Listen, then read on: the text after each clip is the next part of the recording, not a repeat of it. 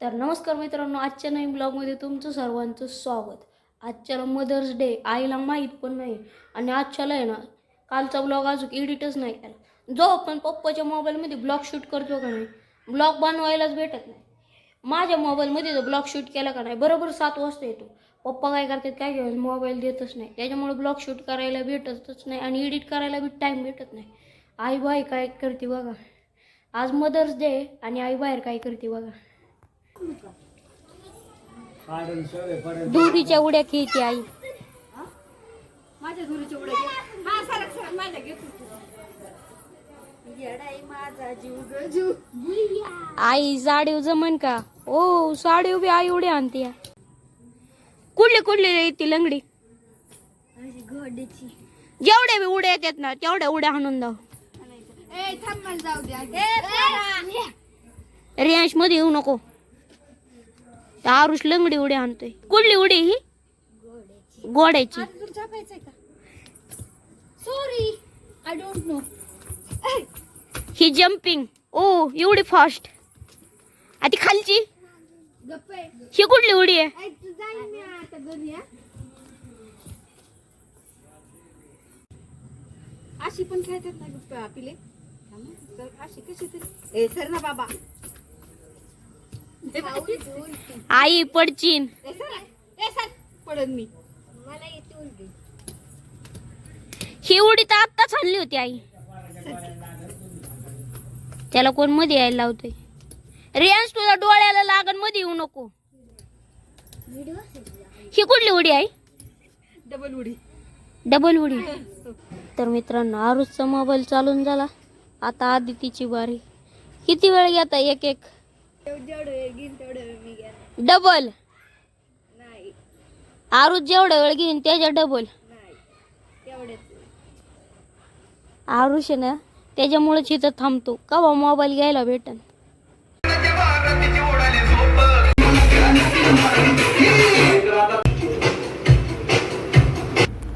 तर मित्रांनो, घरी आलो. असला डीजेला आवाज होता. दोन्ही कान वाजत बधीर झाल्यात. डॉक्टर बाबासाहेब आंबेडकरांची जयंती होऊन गेली, पण आमच्या इथे इलेक्शन असल्यामुळे ना आचारसंहिता चालू झाली. त्याच्यामुळे इलेक्शनच्या काळात ना असलं काय करता येत नाही. त्याच्यामुळे डॉक्टर बाबासाहेबांची जयंती ना आजच्याला केलेली. डीजेला आवाज होता. माझ्या कानातून अजून ट्विंग आवाज येतोय. तर मित्रांनो, मला डॉक्टरांनी कसं सांगितलं माहिती का, जिथं जास्त आवाज असेल ना त्या ठिकाणी जायचं नाही. कारण का माझ्या दोन्ही कानाचे ना पडदे फाटलेले. मी आलो होतो आईला बोलवायला. आजच्याला आईची सोसायटी आहे ना 10 तारीख, पण आईने भरलेली. भरली की मी तिकडे घेतली. Happy mother's day. थँक्यू. तर मग अशी ब्लॉग बनवायच्या नादात लक्षातच नाही. कालचा ब्लॉग पहिला अपलोड केला लगेच 9 वाजता. ब्लॉग राहिला का नाही, ब्लॉग बनवायला लय वेळ लागतो. त्याच्यामुळे ना आईला विश करायचंच राहून गेलं. तर मित्रांनो, बेंडकी घरात आली. आगाई तिच्या डोळ्यातून रक्त येतंय. काय तिला चावलं का? तू डोळ्यात टाकली निकी भरती. हो, तिच्या डोळ्यातून रक्त येतंय. सुपल्यान ना, सुपल्यान. मी नाही काय केलं डोळ्याला तिच्या. ओ बाय, तिथं डोळ्याला रक्त यायला लागले. कुणी काय केलं काय माहिती. तर मित्रांनो, डायरेक्ट बेंडकीच्या डोळ्यातून रक्त यायला लागले. कस काय झालंय काय कळा नाही. खाली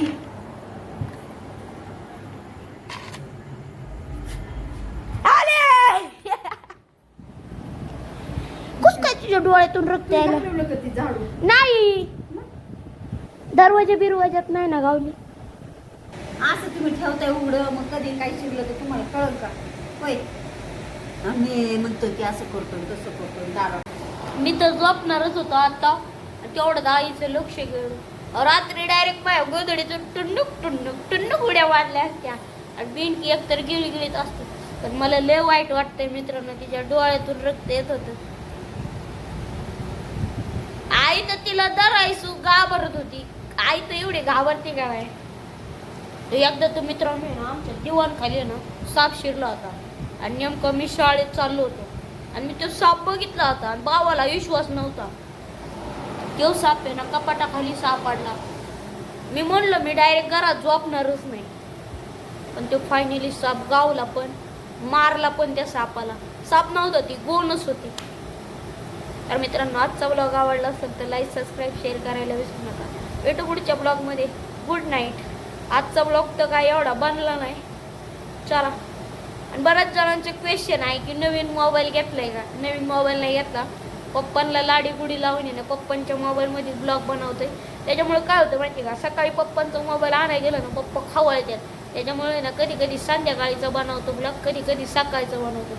जोपर्यंत आपला मोबाईल येत नाही ना तोपर्यंत ब्लॉगचं काही शेड्यूल नाही लावू शकत मी, कारण कधी पप्पा देतात कधी देत नाही. चला, बाय बाय.